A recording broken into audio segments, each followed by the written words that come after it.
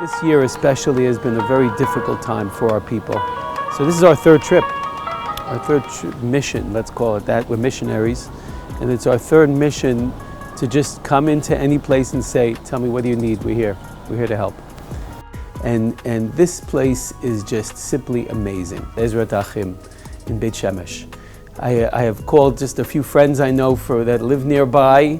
My son came by, and a few Talmidim, and a few people from the shul, and everyone I say, but we're Ezrat Achim, well, of course, we have to meet you here, and they came by, and this place is just simply amazing.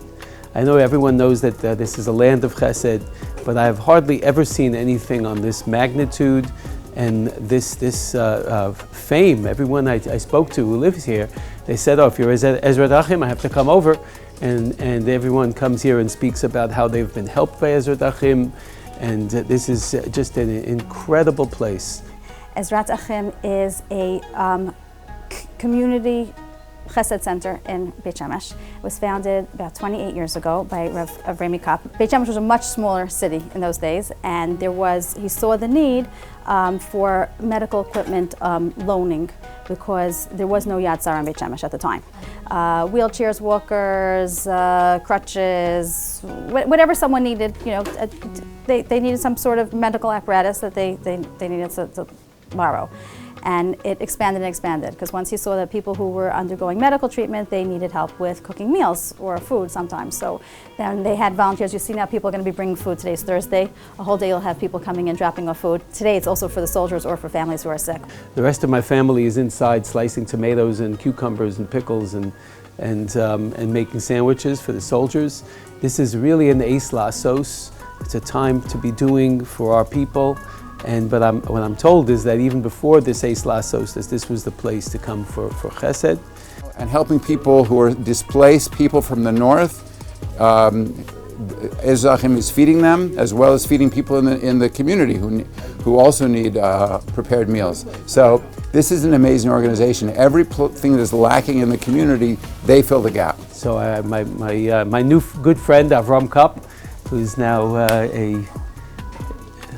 we'll be shutfim, we'll be partners in chesed, and I am very, very pleased and thrilled that the few people I was able to contact now, we have a ton of people we know here in Beit Shemesh, but the few people I was able to contact this morning, they made their way here from whatever they were doing, and one by one they're coming in and saying, if you're at Ezrat Achim, I have to stop by.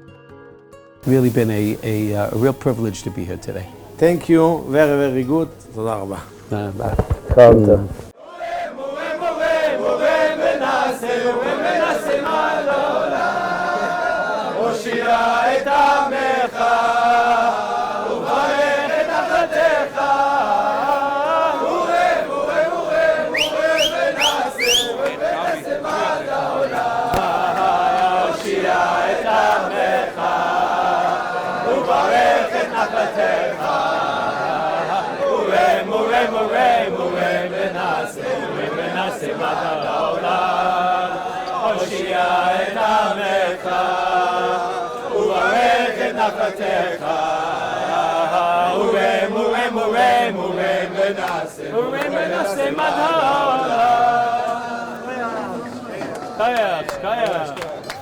The July 2024 OZ mission traveled to the Golan Heights for a factory tour at Bethel Foods, makers of the popular Aunt Berta brand of kosher jams and preserves. The tour takes visitors into the factory for a special bird's-eye view of this state-of-the-art production facility, which transforms Israeli-grown produce into spreads found in kosher markets worldwide. The work here provides jobs to many local people from the diverse communities throughout northern Israel. Most important thing is in a factory, how the person for the employees. And trip participants received a special souvenir of their visit, Aunt Berta brand jams fresh from the factory. This is really a pleasure to come here to see how they manufacture beautiful fruits from Israel in the Golan with Rabbi Schwartz, Ohab Zedek, and you don't get more fun than going on a trip with Rabbi Schwartz. It's fantastic. The tour continued to the Golans and Keshdot Archaeological Park. Here, excavations have uncovered fascinating artifacts of Jewish life on the land dating back thousands of years, including the discovery of a magnificent ancient synagogue. While this structure had been destroyed in an earthquake millennia ago, it has been faithfully restored stone by stone so that current and future generations can visit and experience this tangible link between the Jewish people and the Golan Heights dating back to ancient times. Among the rangers tending to the park is an American Oleh who studied with Rabbi Schwartz at Yeshiva University decades ago. Does anybody recognize from the leaves what this is? No? This is a shaked, an almond tree. My personal mission is now to replant this area. I've been given permission to plant thousands of trees here.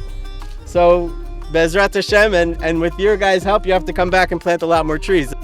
Planting trees is a big thing in Israel. We've been planting trees in Israel for 20, 25 years with our grandchildren. And on this trip, we saw what was just heart-wrenching. You could see the burnt lines.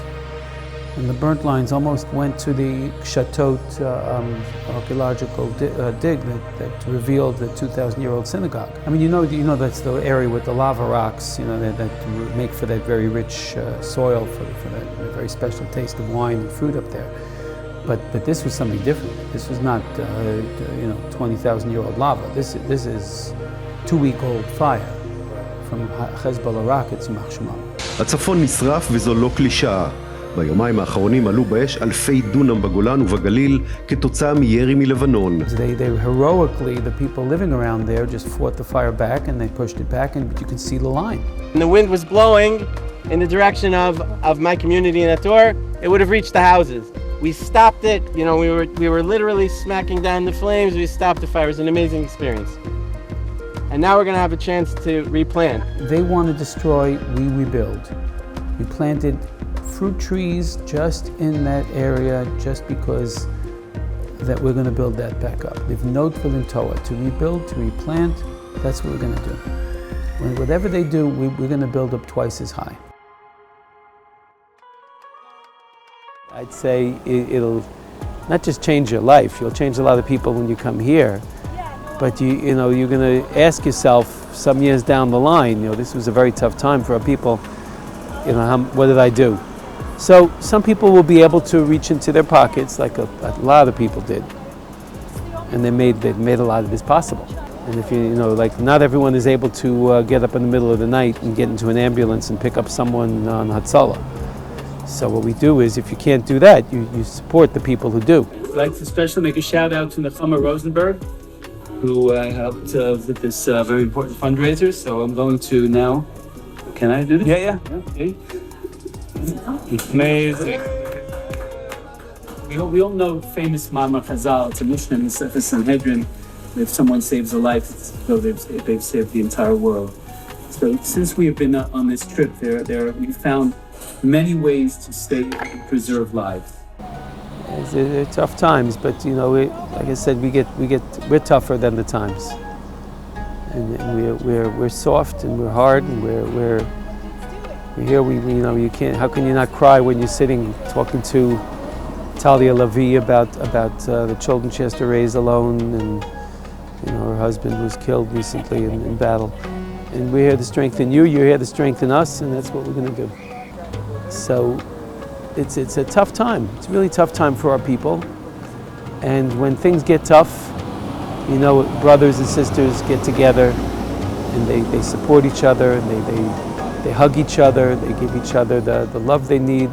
And that's what we came to do, is just to give the love. Last night at the Army base, that was a lot of love. We're at a base at Tapuach Junction, grilling for soldiers, 300 soldiers, 100 are eating here, another 200 are out wherever that we're sending them food. Every base has a chef, every base gets food, but we really tried to give them a little something different, a little something extra, steaks, chicken, wings, just things that are a little different for them that they don't normally get. And really it's also the salads, the sides, and it's about the atmosphere. It's about showing them that you're here and you care about them. So it's as long as the food's not a step down from what they're getting, they're very happy, but more importantly, they love having interaction with people.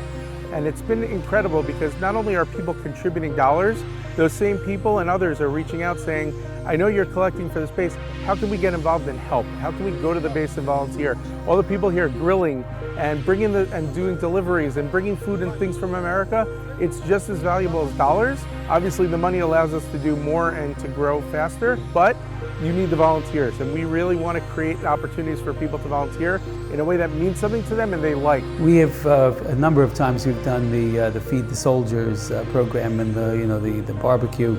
It's just an incredible experience. I have not grown up as a griller. We lived in apartments all our lives. We went away in the summertime sometimes and went to camp, but people grilled for us. I'm not going to grill as a kid, But on this trip we grilled, and that was a thrill. And the Rebbitzin grilled for like 3 hours, and that was amazing. Just flipping burgers, and like I said, I'd love to serve in the army, but if I can't serve in the army, I can serve chicken to a soldier. I can serve a hot dog and some steaks. Most of our donors are in America, predominantly America, and there's a real connection. And I know there's a lot of Americans that call us saying we can't get there, or some are afraid to be here, which is understandable, but they want to contribute and they want to be part of it. And I'll tell you, when Chayalim get notes, this is the person who sponsored it, or they bring the letters from the kids from the school, every Chayal picks it up and reads it.